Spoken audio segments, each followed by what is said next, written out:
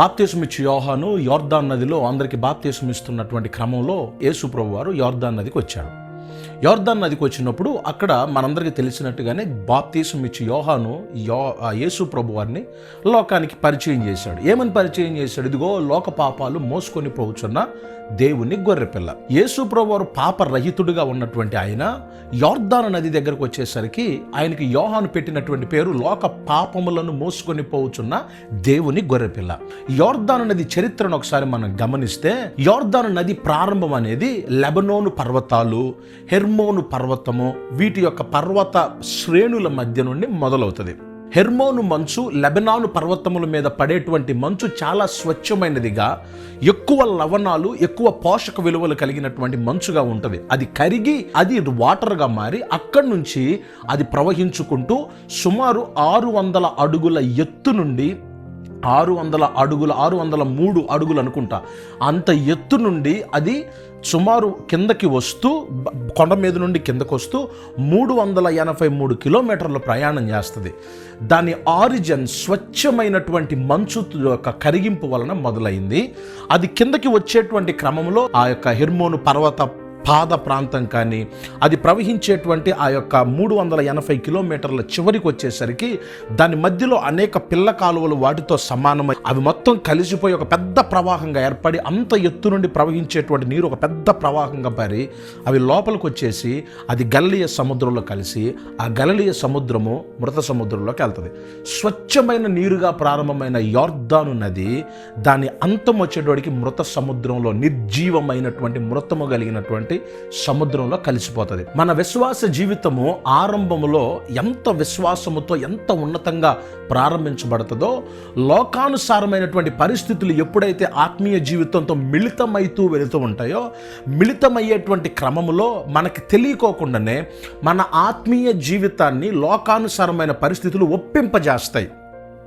యోర్దాను నదిలో బయట నది నుండి చీలి వచ్చినటువంటి ఆ యొక్క వ్యర్థమైన నీరు ఎలాగ కలిసిపోతుంటుందో, లోకానుసారమైనటువంటి పరిస్థితులు కూడా ఈ స్వచ్ఛమైన నీరుగా ఉన్న మన ఆత్మీయ జీవితాన్ని ఒప్పించి చొప్పించుకొని అవి చివరికి ఉప్పు నీరుగా ఈ యోర్దాను నీటిని మార్చి అవి ఎక్కడికి వెళ్ళిపోతాయి అంటే మృత సముద్రంలోకి వెళ్ళి కలిసిపోతాయి.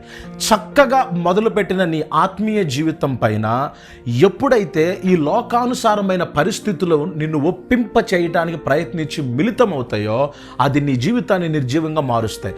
మంచిగా ప్రారంభమైన యోర్దాను నది అంతము నిర్జీవమైన ప్రదేశంలోకి వెళ్ళటం ద్వారా అందులోకి అనేక రకాలైన మలినాలు చేరి జీవాన్ని నిర్జీవంగా మార్చడం ద్వారా నీరు కలుషితమైపోయి అది గలిలయ సముద్రం ద్వారా మృత సముద్రంలోకి ప్రవహిస్తుంది.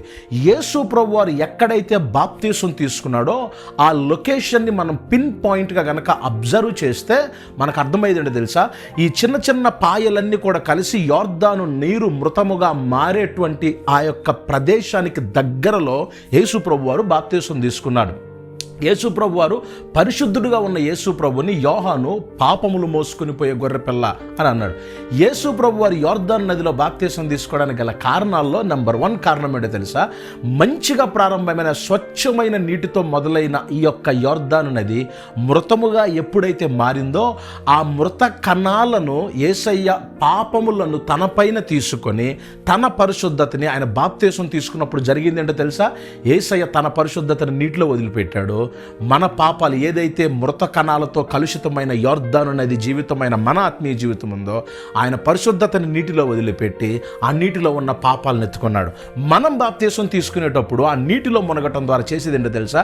యేసయ్య వదిలిపెట్టిన పరిశుద్ధతని మనం తీసుకొని మన పాపాలు నీటిలో వదిలిపెడతాం. మన పాపాలు నీటిలో వదిలిపెడతాము. యేసయ్య బాప్తిస్మము, ఆయన బాప్తిసం తీసుకోవటం ద్వారా ఆయన మనం వదిలేసిన పాపాలను ఎత్తుకున్నాడు. ఆయన వదిలేసిన పరిశుద్ధతను మనం ఎత్తుకోవాలని.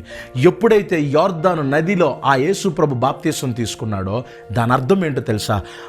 ఎంతో గొప్ప ప్రణాళికలతో దేవుడు అనుగ్రహించిన నీ జీవితాన్ని లోకానుసార పరిస్థితుల చేత పాడు చేసుకొనిన జీవితం నీదైతే, యేసయ్య ఈ లోకంలోనికి వచ్చినటువంటి మొట్టమొదటి పని ఏంటో తెలుసా?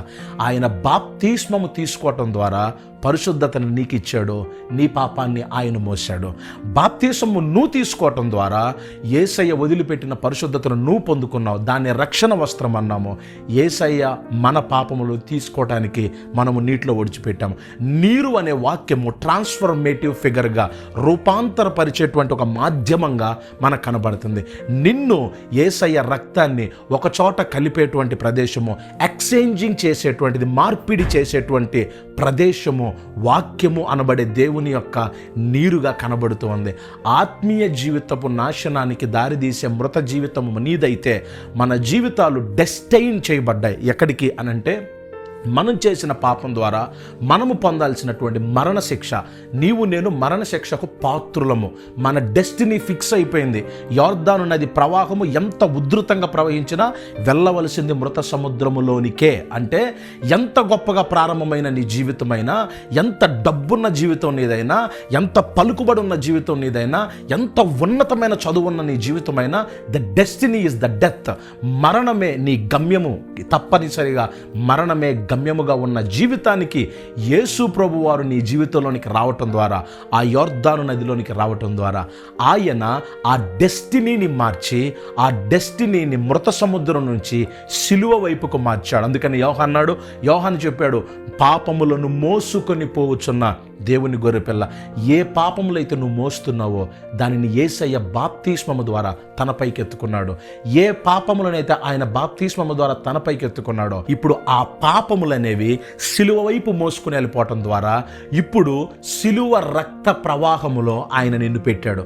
ఇప్పుడు నీవు నీ గమ్యము మృత సముద్రానికి వెళ్ళవలసిన గమ్యము ఇప్పుడు సిలువ రక్త ప్రవాహములో పరలోకానికి కొట్టుకెళ్ళి నిత్య నరకానికి, మృత సముద్రానికి వెళ్ళవలసిన నీ జీవితాన్ని ఆయన రక్త ప్రవాహములో నిన్ను పెట్టడం ద్వారా, నీ పాపాలు ఆయన మోయటం ద్వారా ఆయన నిన్ను సిలువ మార్గమున నిత్య జీవితానికి, నిత్య నరకము మృత సముద్రం అయితే నిత్య జీవితము ఆయన రక్తము తీసుకెళ్ళేది.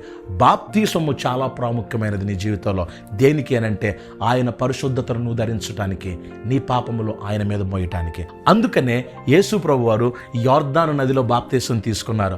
ఆయన యోర్దాను నదిలో బాప్తీసం తీసుకున్నప్పుడు తండ్రి పైనుండి, ఈయన నా ప్రియకుమారుడు, ఈయన యందు నేను ఆనందిస్తూ ఉన్నాను. ఎందుకంటే ఎప్పుడైతే యేసు ప్రభు బాప్తీసం తీసుకున్నాడో ఆ పరిశుద్ధతని ఆయన అనేక మందికి పంచాడు. ఆ బాప్తీస్మములో ఎవరైతే పార్టిసిపేట్ చేస్తారో వారందరూ ఆయన పరిశుద్ధతను సంతరించుకుంటారు. ఎవరైతే ఆ బాప్తీసంలో పార్టిసిపేట్ చేస్తారో వారి పాపాలన్నీ ఆయన మీద మోపుతుంటారు. యేసయ్య ఆ పని ద్వారా తండ్రి సంతోషించాడు. ఇంకా పరిశుద్ధాత్మ దేవుడైతే ఆయన తోడుగా బయలుదేరి వెళ్ళటానికి పరిశుద్ధాత్మ దేవుడు పావుర రూపంలో తోడుండి నడిపించాడు. ఈ యొక్క యోర్దాను అనుభవము ప్రతి ఒక్కరి జీవితంలో చాలా ప్రాముఖ్యమైనది. నువ్వు కలిగి ఉన్నావా యోర్దాను అనుభవాన్ని? మృత సముద్రం వైపు వెళ్ళవలసినటువంటి నీ జీవితాన్ని యేసయ్య తన రక్తం ద్వారా పరలోకానికి చేర్చేటువంటి ఆ యోర్దాను అనుభవం నీలో లేకపోతే నువ్వు ఆ ప్రవాహములో కొట్టుకొని నిర్జీవమైన మృత సముద్రంలో కలిసిపోతావు. ఎందుకు పనికిరాని జీవితంగా మిగిలిపోతుంది. అర్థవంతమైన సార్థకమైన జీవితాన్ని జీవించాలనేది, నిత్య రాజ్యములో ఆయనతో ఉండాలనేది ఆయన కోరిక, ఆశ అయి ఉన్నది.